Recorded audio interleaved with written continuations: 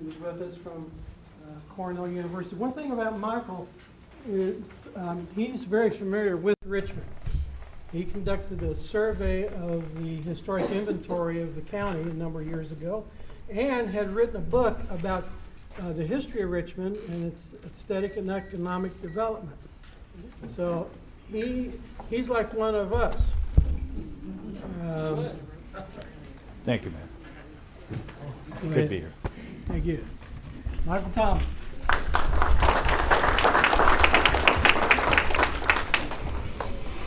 You will be able to see immediately that I am not a talking head. That is, I'm much more likely to get in your face, right? The reality is that I've done lecturing for more years, in fact, more decades than I care to remember. And I'm well past retirement age at Cornell University. They want me to go away, right? So that they can hire young people who are assumedly cheaper. Right? The problem they have as administrators is I teach 4 or 5 courses every semester. That's a basic no-no at the university. You're only supposed to teach 2, right?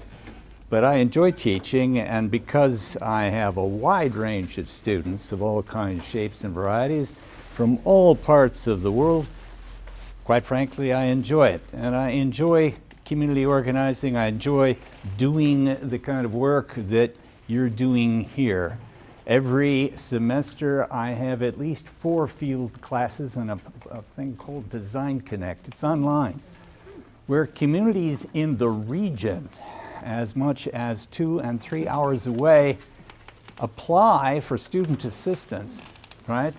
And the students are the ones who vet the projects, visit the communities, discuss with the community leaders and the applicants what it is they want to accomplish, right?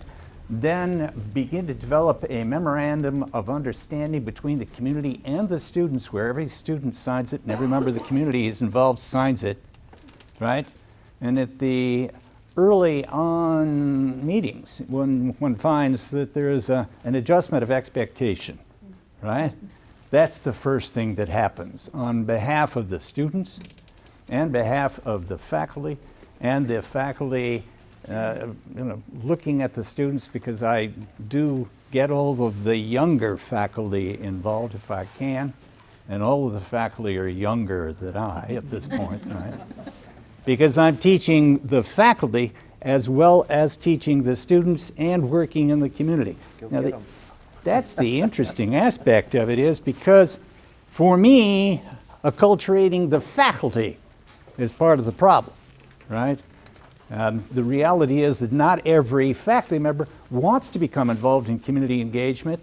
And the dirty little secret, whether you're talking about Ball State, right, which I've taught at, or whether you're talking a place like Cornell, is that you're not rewarded by the university administration for becoming involved. So you've got to develop the aesthetic and the idea, the social responsibility, all simultaneously. You've got to support the young faculty. You have to choose them properly. You have to nurture them properly. You have to make sure they get tenure. The reality, though, is that the communities then benefit, right? Because the communities can see the development of the ideas with the students. And the students, right, are the ones in the future that are take forward the values. The thing that I like about this group most, having watched the other meetings online, is that and I insisted, because I came here in late July and early August, and insisted that there be young people in the audience, right? Because I understand all about old farts, you know. I am one, right? So I understand what it is, right? That the wisdom that you as individuals have. And that's the beauty of your gathering today here, is that in a sense, you're sharing your collective wisdom and, of course, displaying your collective ignorance on various points, right? That's where it begins. And it's so important in beginning. Now, I'm going to touch on topics, right, that you've all touched on because Matt told me I have to pay attention to everything that everybody's saying, right, which is a pretty good thing to do from my perspective. And I have comments about what it is that you were asking about this morning. And then I have some comments and observations of my own by virtue of the work that I did here and have done since July and August about what it is that we face here in this neighborhood and in this city. All right? First off, shout out to Kevin and Alicia and Olin. All did great jobs, right? Round of applause.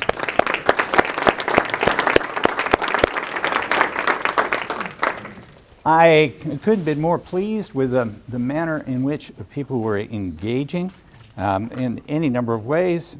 Everybody in the room has a role to play, and everybody was beginning to, address those roles by virtue of the questions.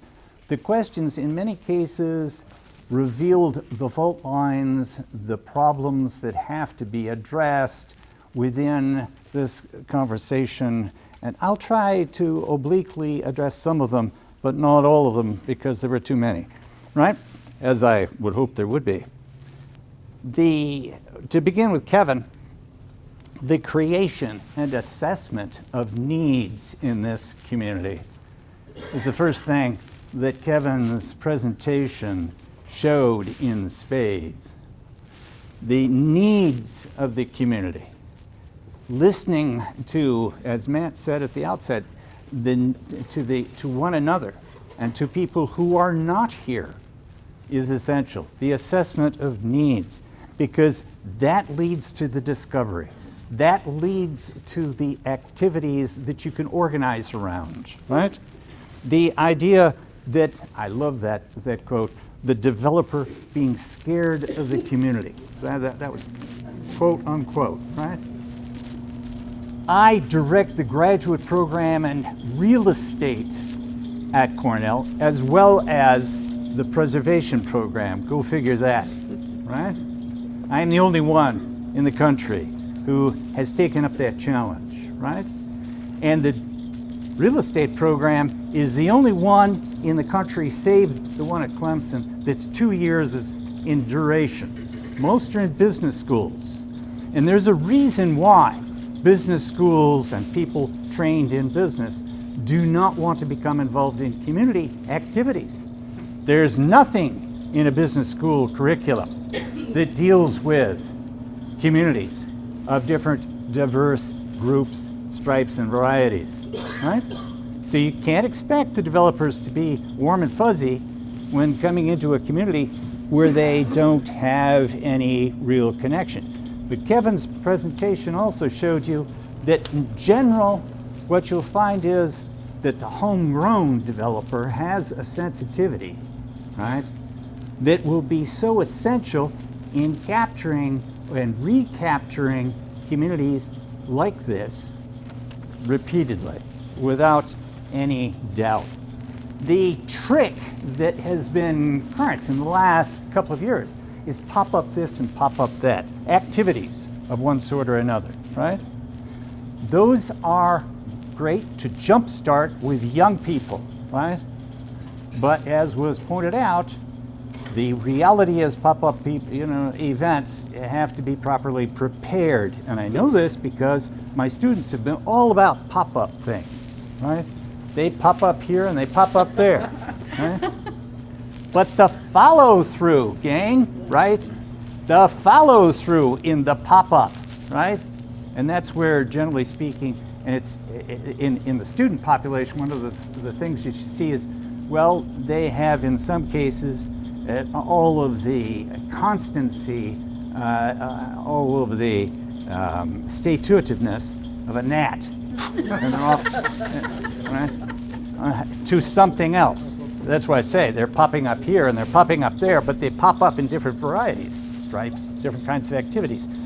The key, though, that is so important, again, that Kevin's presentation reminded us of, is that the regularity of events, which are intangible cultural heritage, have to be linked to the tangible activities. And I'm going to come back to the intangible because that's what we're all about.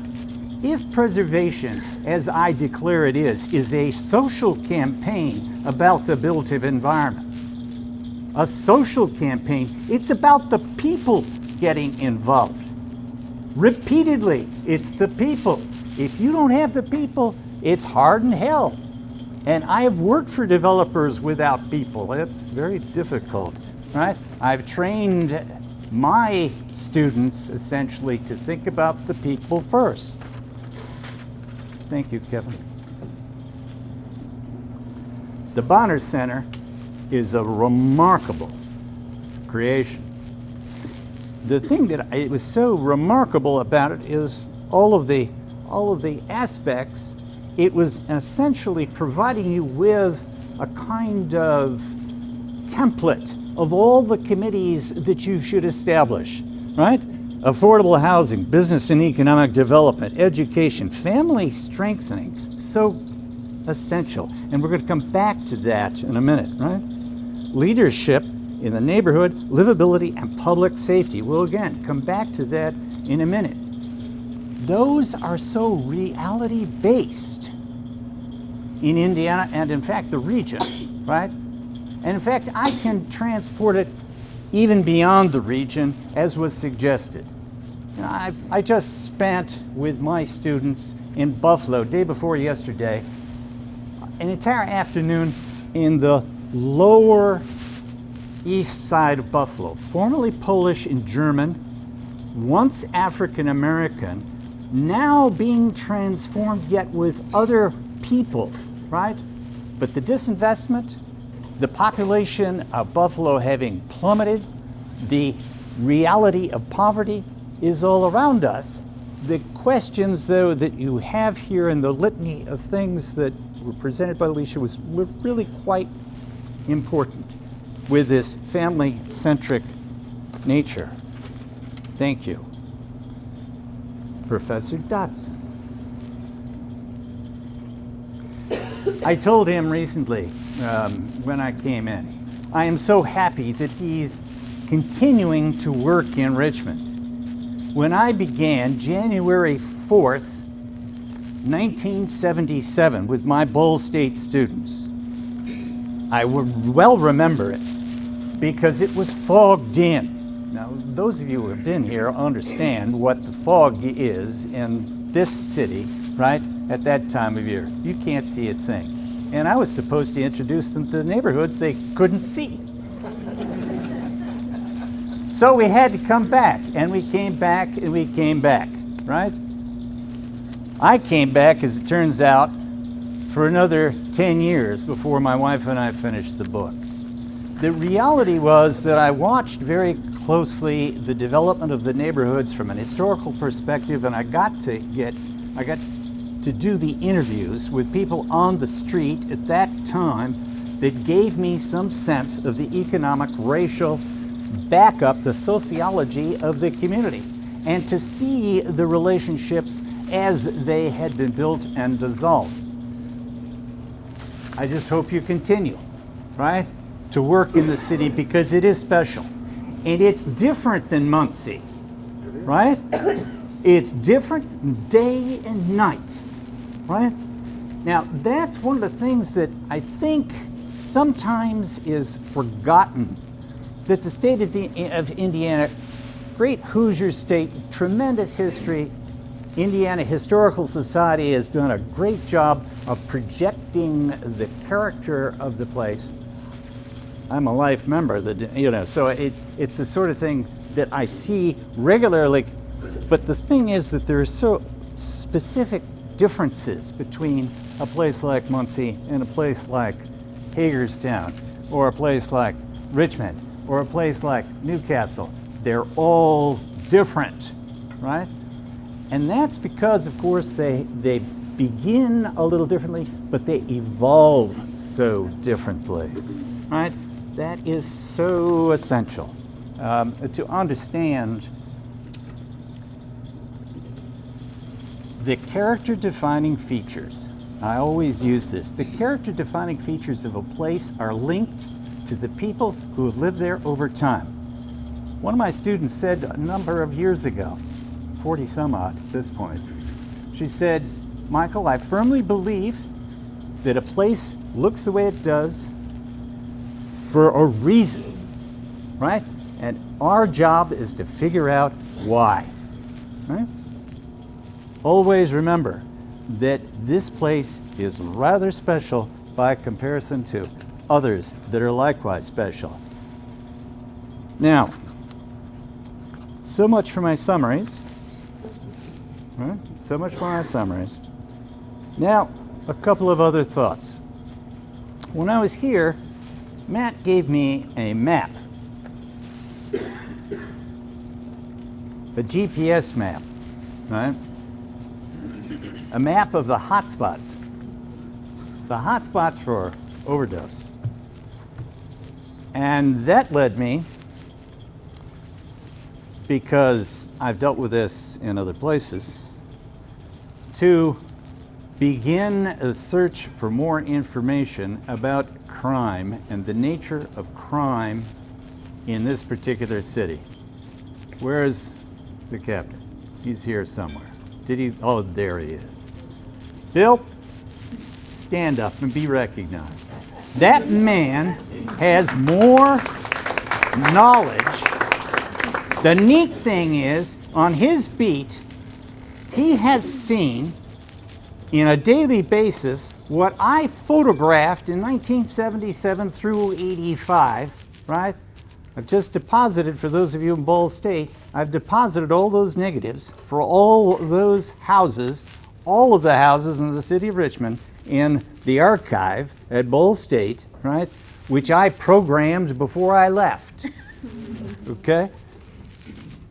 But his knowledge and his orientation led me really on a kind of wonderful, idyllic, in my way of thinking, exercise to become familiar with problem-oriented policing. Right? He pointed out to me that in my own backyard at the University, State University of New York at Albany, there is this remarkable center for problem-oriented policing. And you can download free, right? Because this is Department of Justice funding from the federal government, a whole series of things. Assaults in and around bars, the street prostitution problem, speeding in residential areas, drug dealing in privately owned apartment complexes, false burglar alarms, disorderly use. It goes on and on and on. A couple of pages of PDFs.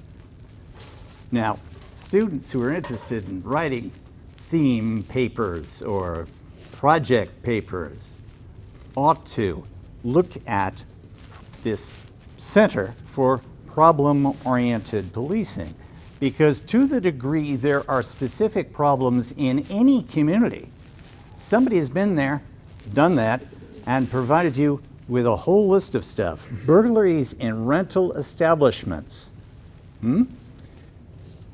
gun violence among serious young offenders, and so on and so on. It goes on for pages.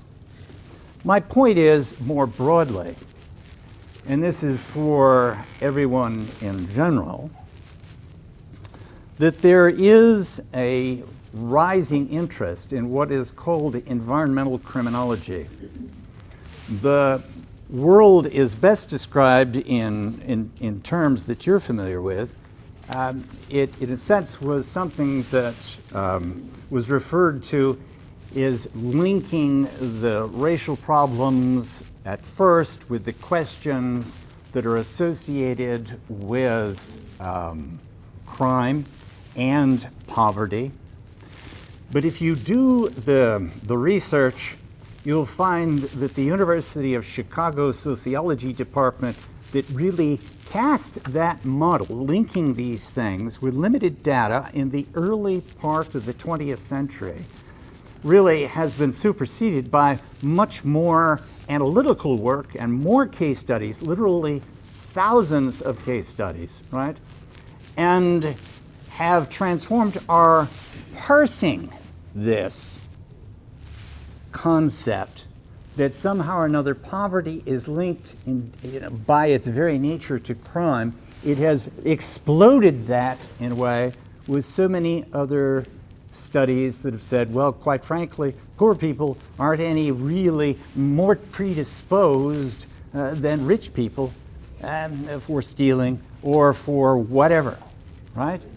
Now, the law enforcement community has been gradually redeveloping its expertise and beginning to think about it rather proactively. You know, we all know what is called the broken windows theory.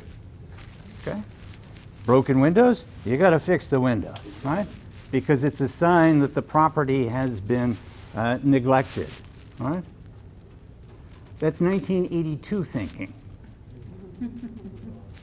Yeah, that's 1982 thinking, right? When you look at the developments in the last 10 years, they've been profound, and what they've done is begun to think about the targets, right, that are going to be selected, and the environment, which is the place the crime is going to be committed, and link the purpose, the nature of the motivation of the individual to the opportunity, and then look at the target, right? And why is the target the target? You see how it's much more sophisticated, right? And comes back to the question, as I suggested in these PDFs, that you can't lump it all together that easily. You can't just accept that somehow or another it's somebody else's problem, right? Because the problem does exist, it does exist in a certain place for a particular reason.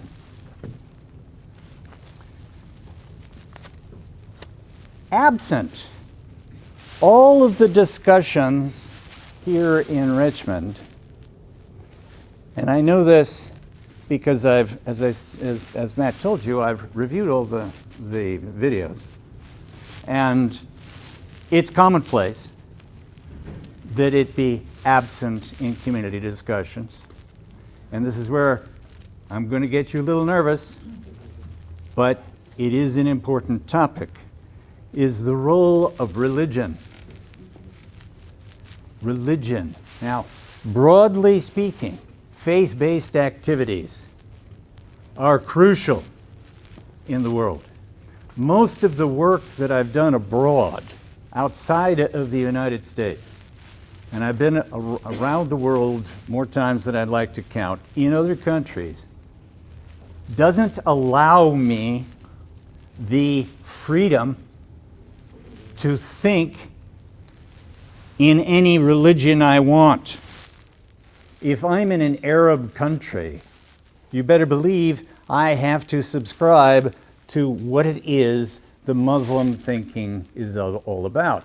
Even when I'm not in an Arab country, if I'm in India, right, which is a proportionate Muslim in the north, but also has the Hindu faith and the Christian faith, right? I have to think consciously about the rituals and activities, the ordinary activities that are taking place within the community I'm working, right? In point of fact, you are too, right? Because the majority of you, I suspect, are Christians. I'm not going to say how many, because I haven't made a poll, right? But it's important for you to understand the importance of religious activities historically. ratchet back into the 19th century in the city of Richmond and any city in Indiana, the majority of what we think of as social service activities were sponsored by a faith-based organization. The majority of your schools before the advent of the common school system in the middle of the 19th century, before the advent of the Morrill Act that gave you land-grant institutions, it was all religiously based. The fundamental ideas that you have are formed in that faith, that Christian mindset. Don't forget, because it is something that binds you together. It's something you all have in common. Now, to what degree do you have it all in common? Well, if I go back to the 1860s in Richmond, Indiana, there was the Friends, both Hicksite and so on and so forth. There were the German Lutherans, the German Catholics, the German Methodists, all Germans, huh? All with their different churches, all with their different neighborhoods. I can go back and show you where each one of these people settled, right? And who sold out to whom, and so on and so forth over the years. Then there's St. Paul's. Right? St. Paul's continued here, right? We'll come back to St. Paul's in a minute, right? Then there's the Presbyterians. And then there are the Baptists, right? Then there's the Catholics. Catholics finally wander in, and get their act together, which is, again, typical in the patterns that we see throughout the United States. Now, what you find today, of course, is you've got over 20 churches and religious institutions in Richmond, right? My point here is that there still is a tremendous institutional strength in the religious organizations that should be involved, right? Even if you look at the traditional activity of the Friends, there are 3 meetings: West, First Friends, and Clear Creek, as well as they have their conference center and whatnot else. If you just think at the core, there was a point in which this was a Quaker city. I wrote about it as that. It's more than a Quaker city now, right? There are all sorts of ways in which this has transformed. Now, do I need any statistics? I can get them from the Pew Research Center in Indianapolis, right? The religious composition of Indiana: 72% Christian, 31% evangelical Protestant, 16% mainline Protestant, 5% historically black Protestant, 18% Catholic, and 1% Mormon. Okay? Now that's changing. It wasn't always that way, but that's where it stands today. 77% believe in heaven. All, you see, common characteristics. When I look at it carefully in Richmond, you can see that there is the possibility. And the Pew survey goes on and says, generally speaking, that means the difference between determining right and wrong. Most Indianans understand right and wrong by virtue of the fact that we've all had a Christian background. And then, going further, 57% believe in smaller government with fewer services, while 36% believe in bigger government. 36% bigger government. 57% smaller government. So we're not looking for government to solve the problems. We're not looking for government to come forward with the solutions. This plays out in political terms pretty easily, right? If that's the case, then doesn't it make sense to re-examine the role of all the faith-based operations in this community, right? Because they have the possibility of repopulating the city. Now, you know that we have lost population slowly, right? But in other parts of the country, I've watched as faith-based initiatives to bring in immigrants, and they don't have to be poor people, they don't have to be rich people, they can be from any economic segment, right? The reality is that this United States is just as important to people who want to come here than it was when this place in Richmond, Indiana, was established in the early 19th century. The religious organizations can make a difference because they can repopulate the schools, they can repopulate the homes, and you can put them to work in service sector economy and agricultural activity within this context pretty easily. No, we're not going to have the kind of industry, high-tech industry, that you're going to be able to necessarily bring an immigrant into this community to work in. However, there is plenty of opportunity for them to become involved. And if you look carefully, as I do, at the service workers in the hotels and motels at the periphery, right, you see they're beginning to be seen. You see they're beginning to take jobs. They haven't yet established mosques or watts, right? But they are coming slowly into the community. Seize this if you can, right? Because once again, and I am finally concluding, I'm going to come back to the more fundamental aspects of who we are, right? Who you are, more particularly, because I'm an old fart, right? The reality is that if you can get young people vested in this community, give them a role to play, right? Let them become involved, right? You will regenerate the place. You will find that, in fact, it is possible to meet all the needs that you have. And I don't have perhaps a rose-colored glasses nor a pessimistic view. I've been in and out of the community as I have for the years that I have.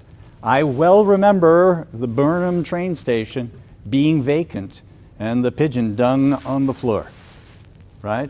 I well remember the failure of the terracotta cornice. I was worried about that back in '77, right? But I see it today, I see it occupied today, so I see both positives and negatives in the community. The indicators, I believe, if you look at them on their face, are that there are ups and downs, and there will continue to be ups and downs, but because you are replacing other groups that I remember having had a hand in establishing in the 70s, right? You're taking up basically the responsibility, right? All I can say is that I hope to see you again in a few years, even more successful than you have been. Thank you.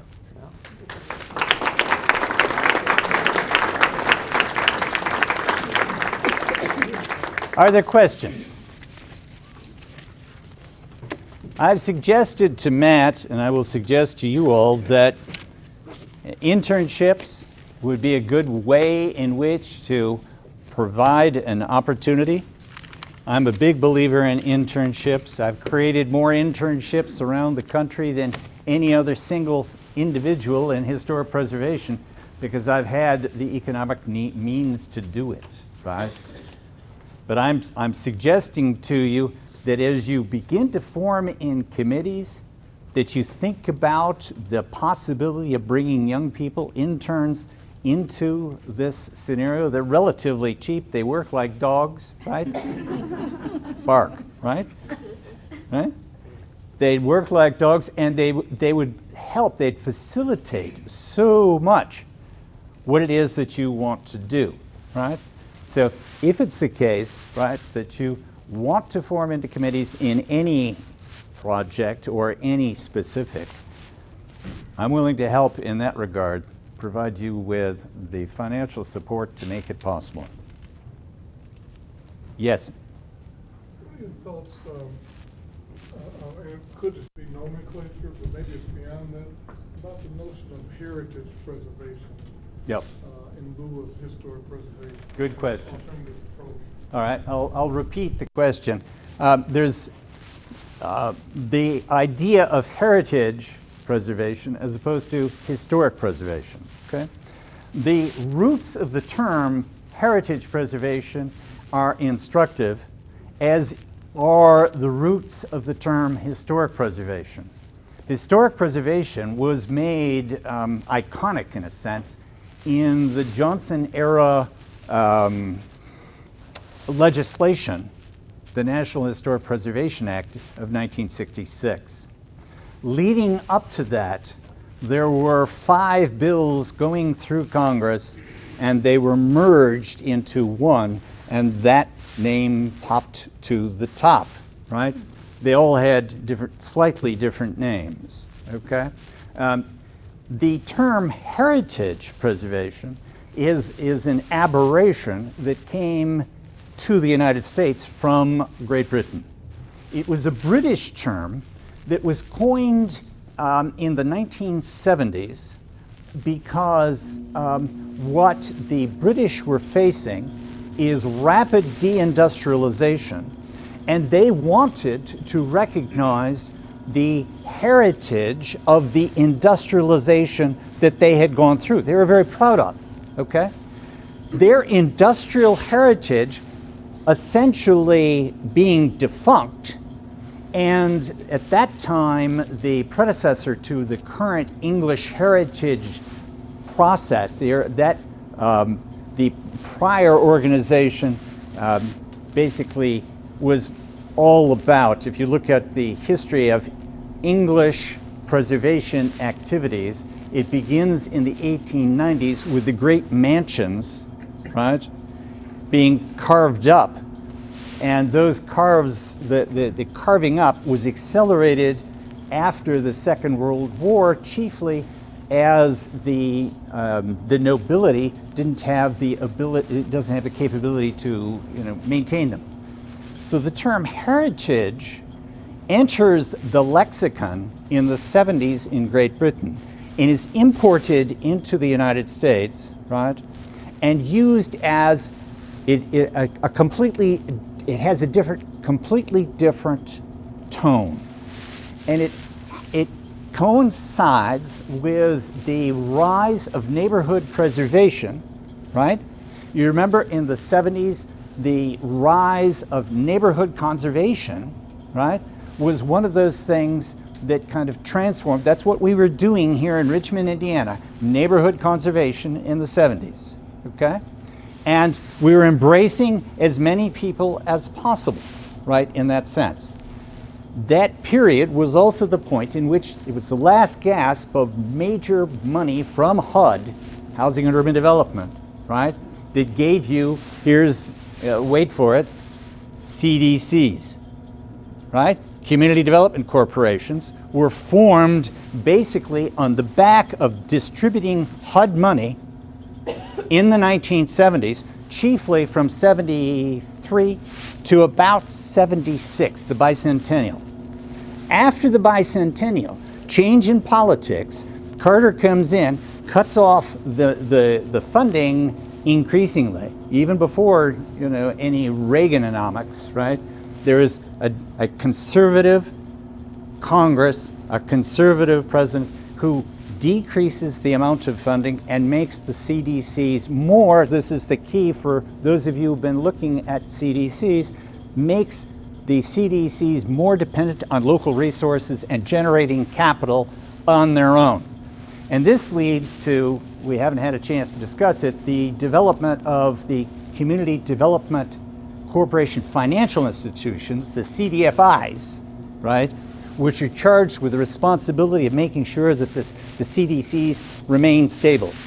There's a whole history there, right, that is far more detailed. I'm just giving you the tip of the iceberg.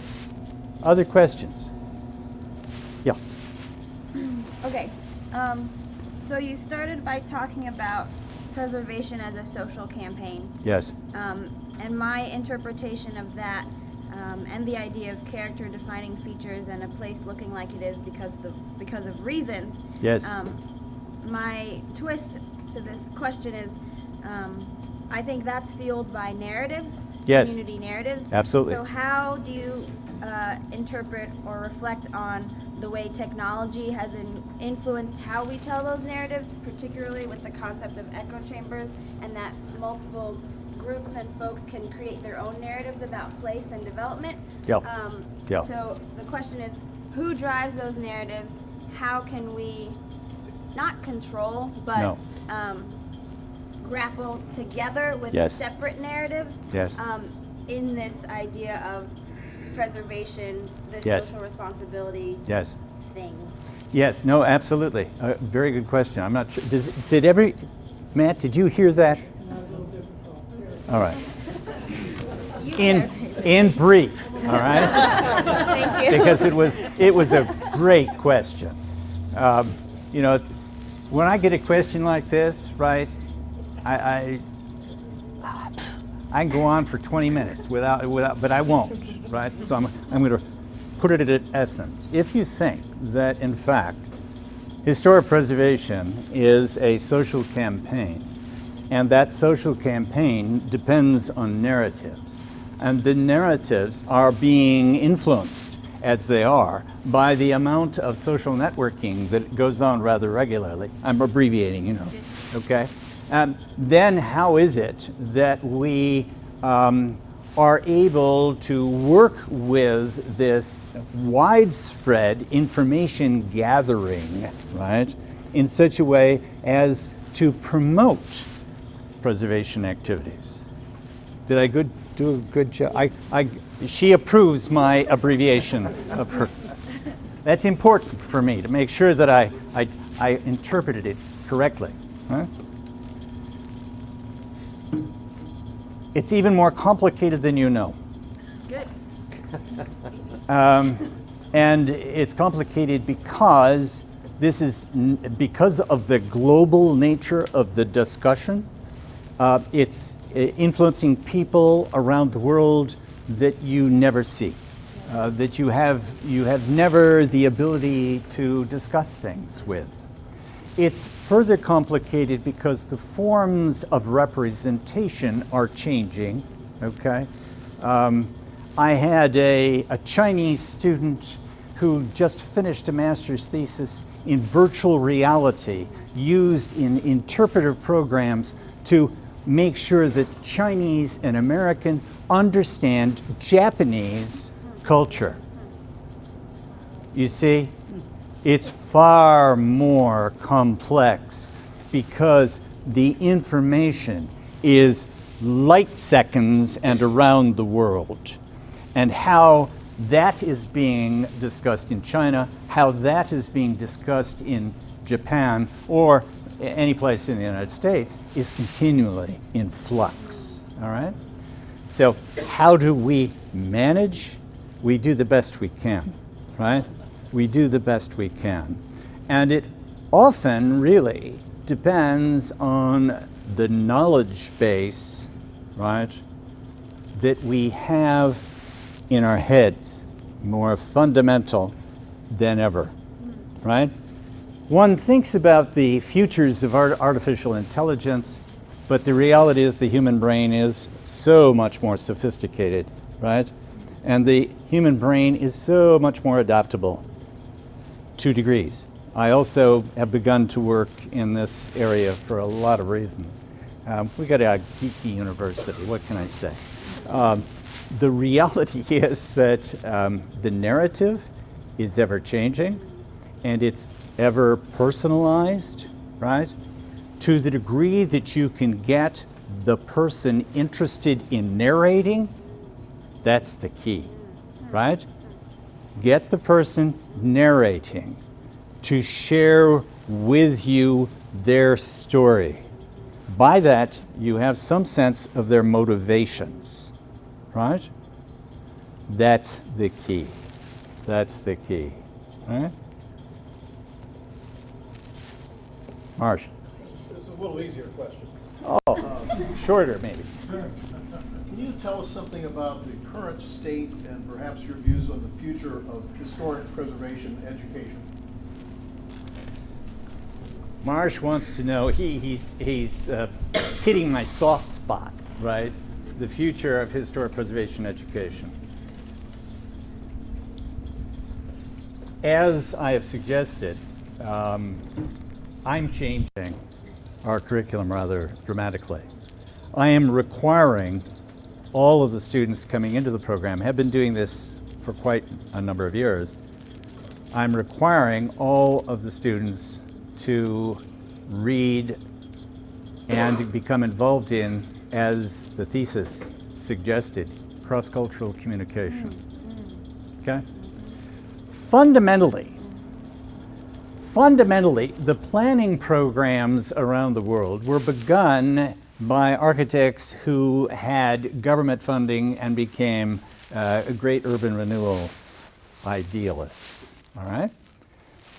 Then in the late 60s, the planners were faced with the riots and the revolutions, and then began to understand the importance of constituency building. It was for them, the planners, a political necessity. You had to understand the constituencies that you were going to represent. And Daniel Patrick Moynihan was the first to do that precisely. Here he's coming from Harvard, right, trying to represent a neighborhood in New York City. He's got to understand that the Puerto Ricans don't speak Harvardese, right?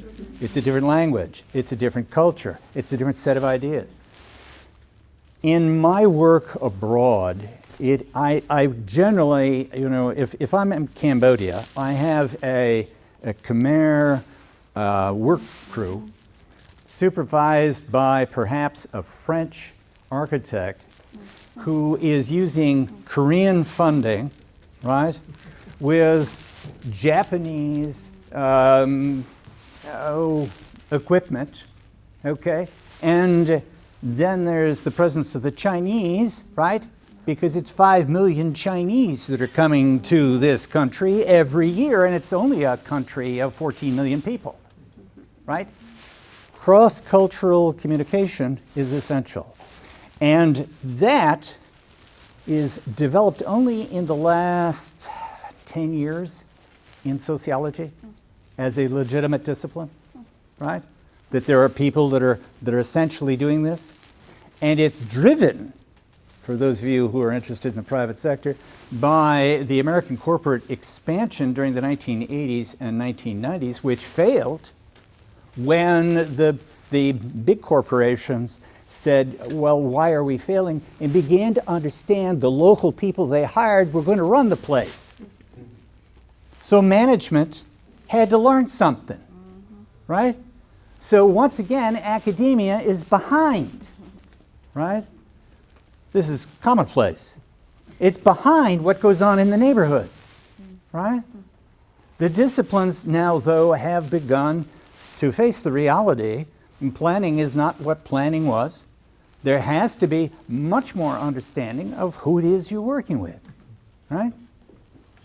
Once upon a time, it was basically, 20 years ago, I did preservation of what for whom. I said that was a mistake. At the closing arguments, I said, it's preservation by whom of what, right?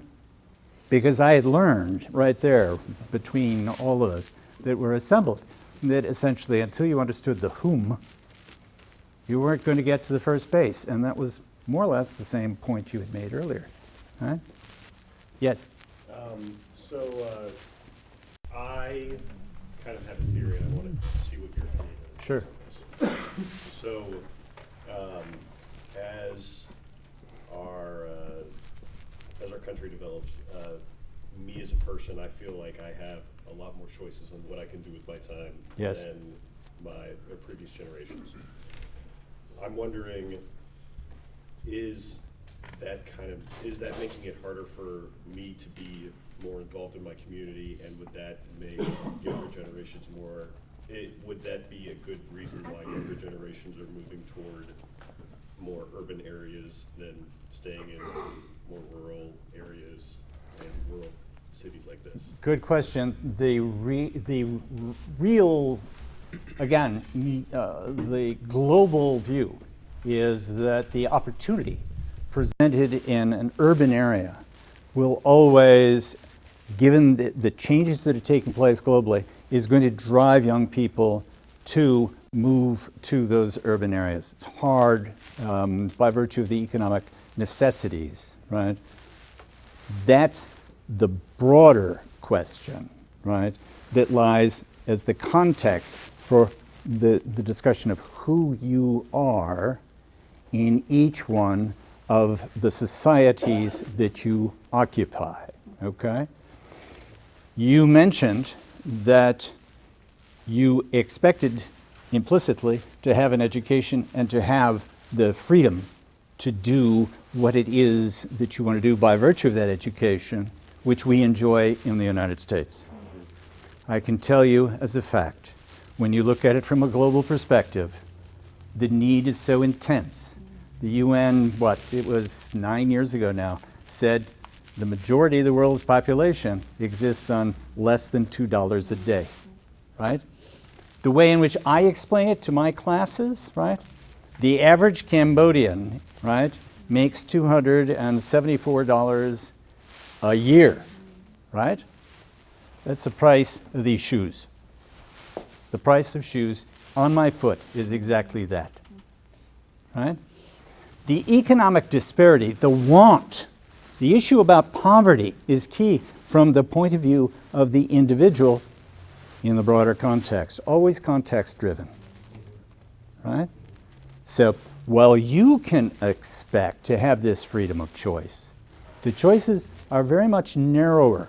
I work in communities that do not have electricity, let alone internet, right?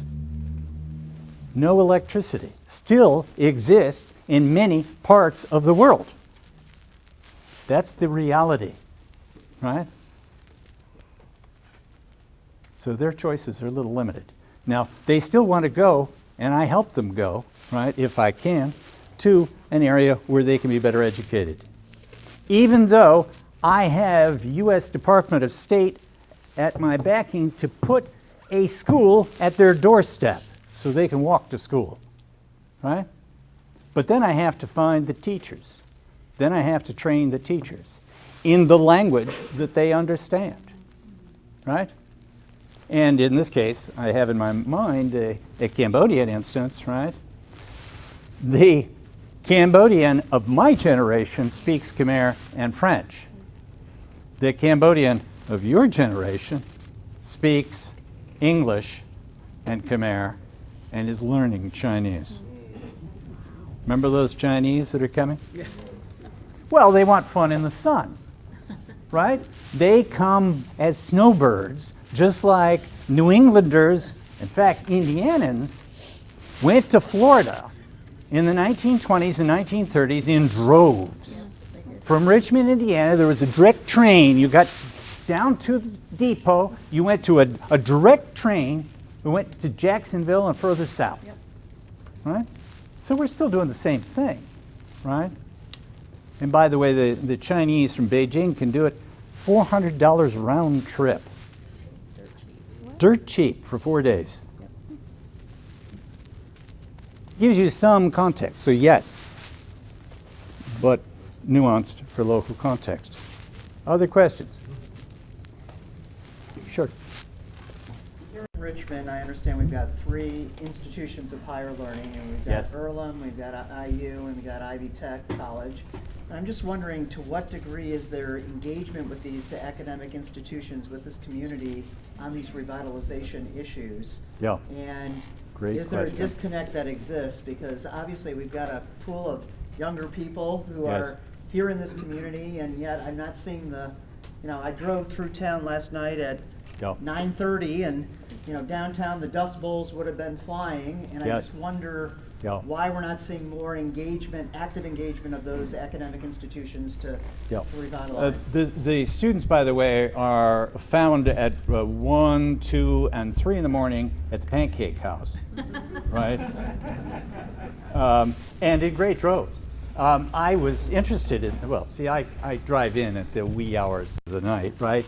and nothing's much open, right? So I'm looking around, and that's where I find them, right? But your point, more generally, there has been studies, not once, but 3 or 4 times, not only by the National Trust for Historic Preservation. My good friend Bob Giebner, who was a faculty member at the University of Arizona, worked on a trust study looking at town-gown relationships, right? Big and small communities. And because he was the chair of his Historic Preservation Commission in Tucson, he was particularly interested in the encroachments, right? So we had long chats, and he gave me, before he died, all the raw data for his survey. I was interested in that because looked at from the point of view of the Society of College and University Planners. There is an organization, believe it or not, of them, right? There is a different perspective on the same problem, right?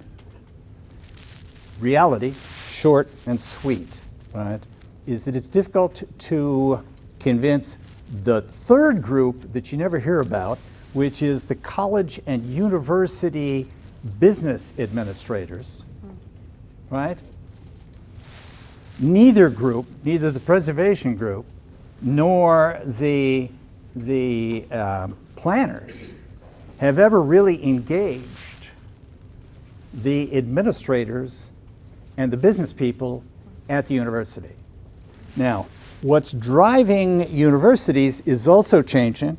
I can give you a long bibliography of examinations of the changing nature of higher education, and it's changing rapidly. I am designing, in fact, the first training course for PhD students in planning and historic preservation on online teaching, okay? And basically outreach, because the universities want this, right? But the reality is the discussion is fractured, right? Because the university's interests are not the community's interests seen from the university's perspective, right? And that is pretty consistent over time, right? The way in which we say it, you know, in my community is the university will do whatever the university wants. My personal story, I introduce myself to students often as the only person at Cornell University who sued Cornell University twice on land use issues, right? And it cost me dearly, right? But the reality is, having sued them, I understand they don't know what they're doing to the community, right? I've got piles of depositions, sworn statements, right, from university administrators on any number of issues. They don't know what they're doing, but they do it anyway because they have a limited view of what is in the interest of the university. And that will not change much unless, this is the secret, unless you can dangle money in front of them. Because the university administrators will pay attention to money. Savannah College of Art and Design is the penultimate example, right, of a university, a private institution that has captured buildings, 42 at last count, right, in downtown Savannah, and without that, it would not have any life, right? I've looked at downtown Richmond and I've said to myself, oh my, what potential, right?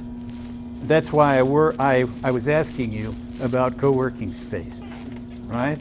That's why I asked the question I did in the session about co-working, because co-working spaces do not require heavy investments, right? From a real estate perspective.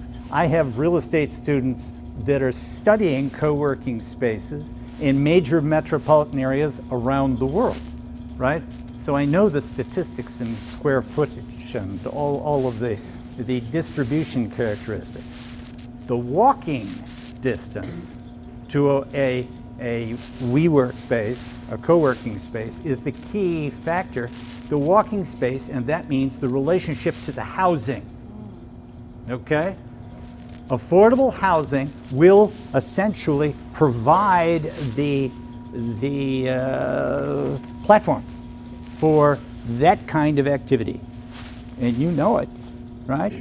If I put you in an affordable housing unit, any place in downtown, and I gave you a co-working space, you'd be happy as a clam. If I were you, I would be too. Huh? But you're right, that could be the focus, right, of something that would transform at least a segment of the downtown. Good question. Other questions? Have I exhausted you? Oh, another question. It's not a really can I follow up to that Sure. question Sure. very quickly? So I just graduated from Earlham in 2017, and that's probably one of the biggest questions that's been on my mind, particularly because there are many institutions of higher learning. There is a lot, the anti-brain drain. There are lots of young students who have the passion, the energy, the wherewithal, perhaps the feelings of freedom of choice to engage in the way that brings their passion to it. For me, not as any type of excuse, but just a factor. I went to Earlham and wanted to do everything, right? I wanted to work on the newspaper, I wanted to play sports, I wanted to lead a club, I wanted to do everything, and I did. Unfortunately, the way that the institution was framed didn't give me the opportunity to that extent to get to the community, right? I never really got off campus, not because I didn't want to, but because I always had a club to go to, I always had a paper to do, I always had something. And I don't think there's anything inherently wrong with that, but I think it starts an interesting discussion. And I see a handful of Earlham students here now, which I'm curious as to how, they got wind of it, how they got here, that kind of thing, because one of my opinions about this, and I'll stop right after that, is an academic channel.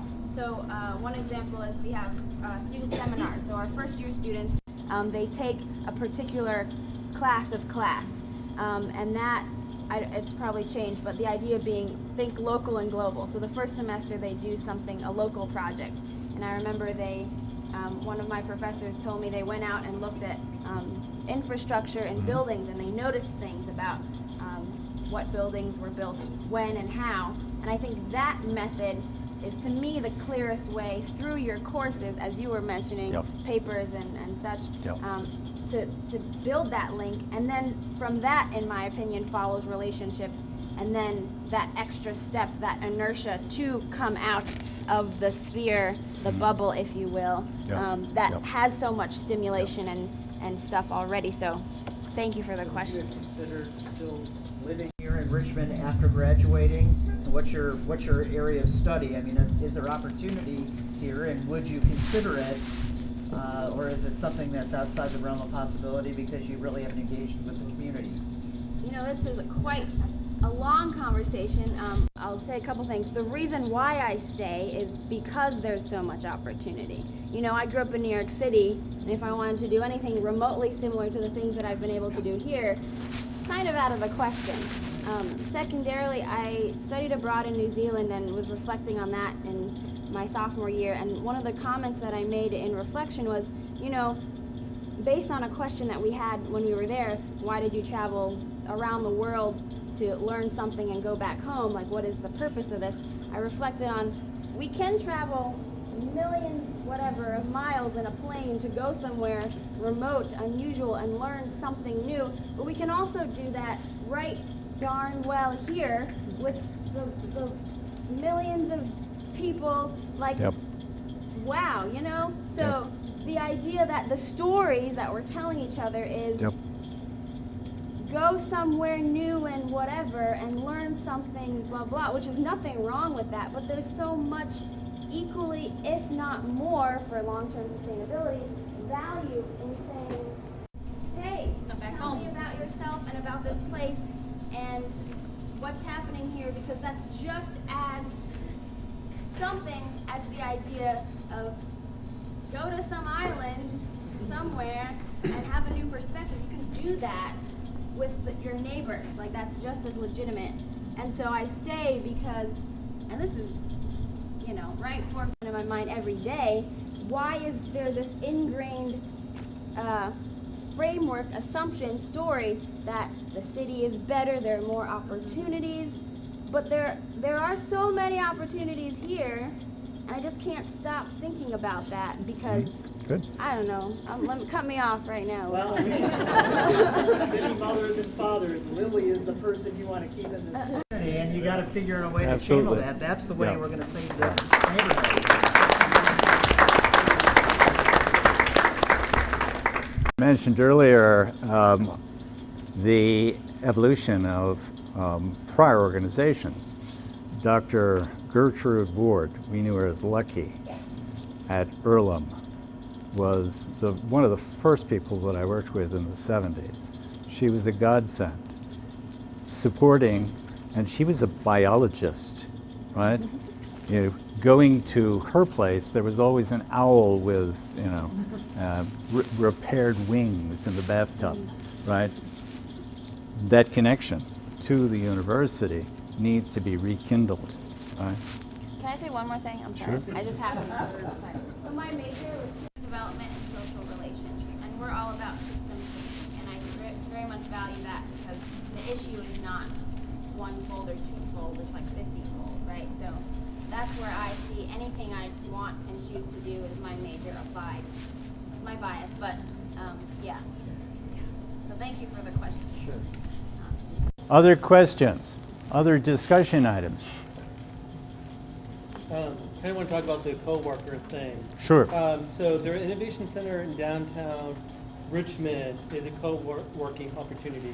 It is also part of the Passport program in Indiana, which means that if you're a member of the innovation center and you need an office space anywhere in Indiana that's also part of the Passport program, that option exists. Along with that, if you're looking for young professionals that is doing co-working, all you have to do is go to Roscoe's. Any time of the day, there's young professionals with their keyboards and their tablets out that's working. So they're there. I think that sometimes we just look around and we don't really realize what is going on. Good point. Good point. How do we get those people out of Roscoe into the community? But Roscoe's is in the community. There's other parts of the community. that- Have you went there and invited them? I'll go to Roscoe. Yeah. Find what they like. They like coffee. They like nachos. I guarantee you, you have a nacho bar. Well, like you take one of those pocket parks that they were talking about. Right. Take one of those avenues. Have a nacho day, Nacho Tuesdays or something. Yeah. Invite them out. Yeah, yeah. That'd be the way to do it, man. What about ordinary people? What is ordinary? What are ordinary, yeah. We're struggling every day to get by. We don't have the opportunities that you're talking about, Lily. Yeah. The people who are living in poverty that are struggling, who are just lucky to get through the day, who get overlooked in all of this discussion and all of the planning. What do we do about them? You have to engage them with another discussion. And it was suggested, in one of the sessions, in fact, that you take the meeting to them. You don't have it here, right? And that's the only way to do it. I've had any number of student groups who have set up the agenda, invited the community, and nobody shows up, right? And they'll drive an hour and a half and an hour and a half back, rather disgusted that nobody shows up. Well, they're trying to do it by email to a select group of people. They're not going to where the neighborhood is and beginning to engage them in the time frame that is appropriate for that group of people. It's not going to be, the ordinary time frame.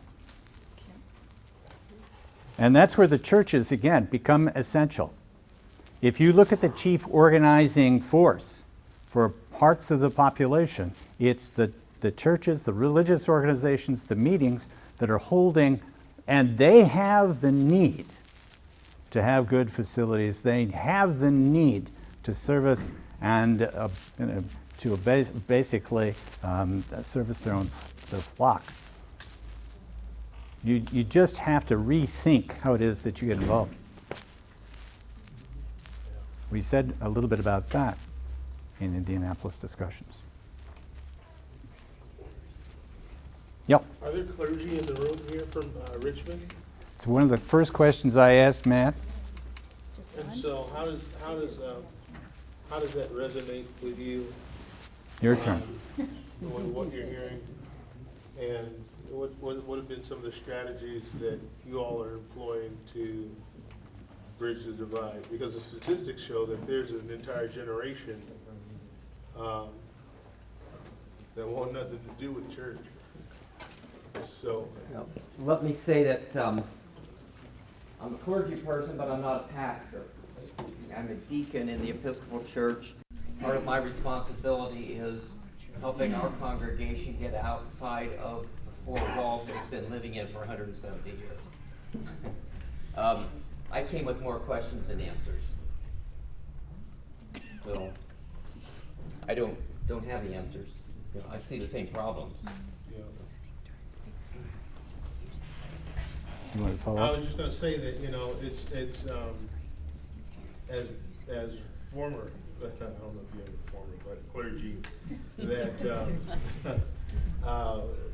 so this is happening at, you know, what's happening at a micro level. The church as a social institution is experiencing at a macro level. The church as an institution is experiencing at a micro level. I mean, it's already happened in Europe, where many cathedrals now are museums, and so it's happening now in America, where, you know, there's generations that don't want anything to do with church,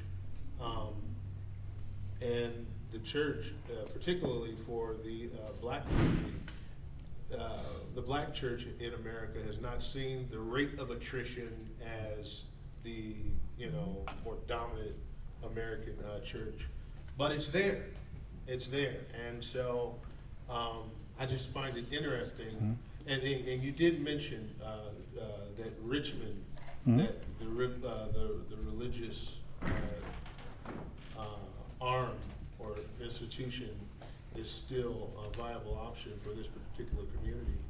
The interesting thing about religion as it's being transformed, you've seen it in your lifetime, those of you who are older, that the idea of the megachurch, or more particularly the charismatic movement, you see it around as you go through the interstate ring road. Gives you all of the relocation of religious activities. And most people haven't looked at the development of megachurches as a force, particularly, and here they're in this state not as pervasive as they are in Texas, Florida, California, and other more southern areas. It's the dissolution of the Southern Baptist affiliations, because the strength of the Southern Baptists based in Nashville and Austin historically has begun to atrophy. If you go to Nashville, you'll see the Southern, the publication of that was the heart of the publication of the Baptist Empire, has dissolved, essentially, become part of the historic district with problems of rehab in its own.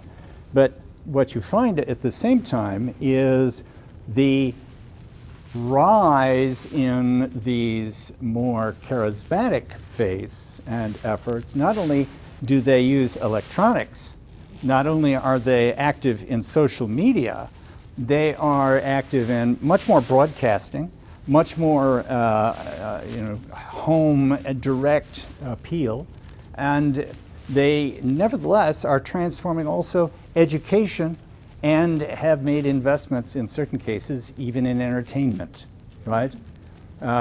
So all of this is a transformative force, which most of the mainline Protestant churches have not embraced. There are exceptions. In metropolitan areas, there are charismatic leaders, that have adopted a more expansive view of the faith. Once again, taking the faith to the people, right? Not having them populate, as you say, a cathedral necessarily, although the megachurches can be, I've done a survey of them across the country. They are very impressive facilities, right? But nevertheless, it's this outreach, this communication, and I think that's the key thing, the communication between the membership, which is so important and forceful, and also, I would add, lucrative. Yeah. Yeah, I think that migration is particularly important, particularly when you think about inner cities or towns. This migration to the charismatic or evangelical atmosphere, and at the abandonment or the expense of inner city church. I mean, Marsh Davis over there talking about trying to save a church that was, I think it was in Connersville, Marsh, it was down to one parishioner. Now, how do you get down to one? Yeah. And who is that person? Yeah. I'd like to know. And the other thing is that these churches become, these larger inner cities, these physical plants become, in a sense, liabilities when the body is gone, because if a mega church wanted to move to an inner city and say, okay, well, we're going to commit ourselves to the community, they have to deal with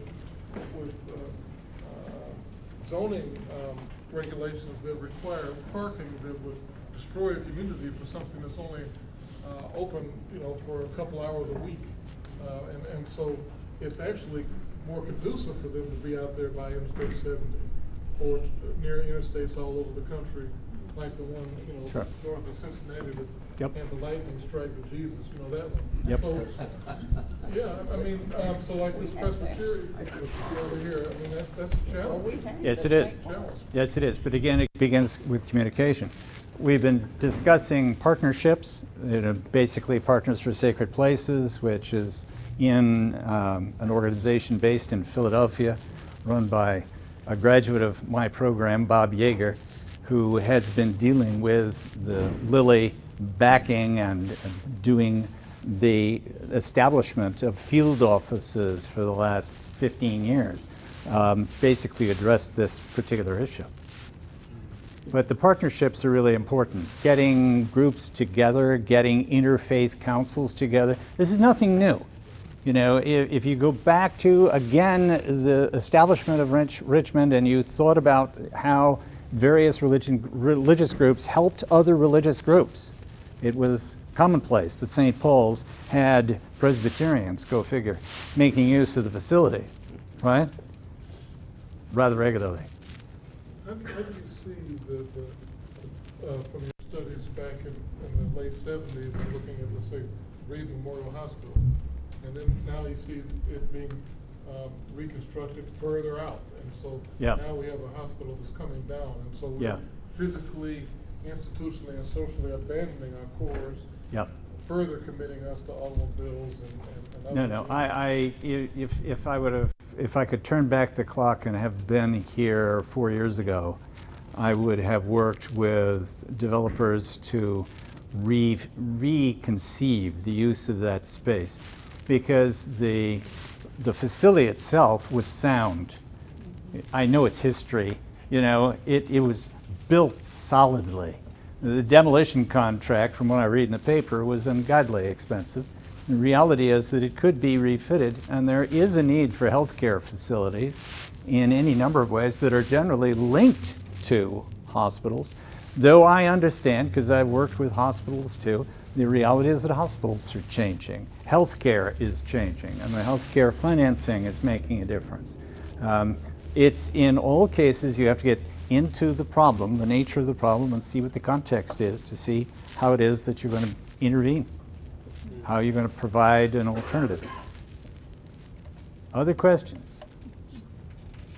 See, I can stand here for hours. That's what I do, right? He's conditioned. I am conditioned. I go generally 3 hours without any difficulty, and I allow the students to go, to the bathroom and get a cookie and come back, and Well, if not, thank you.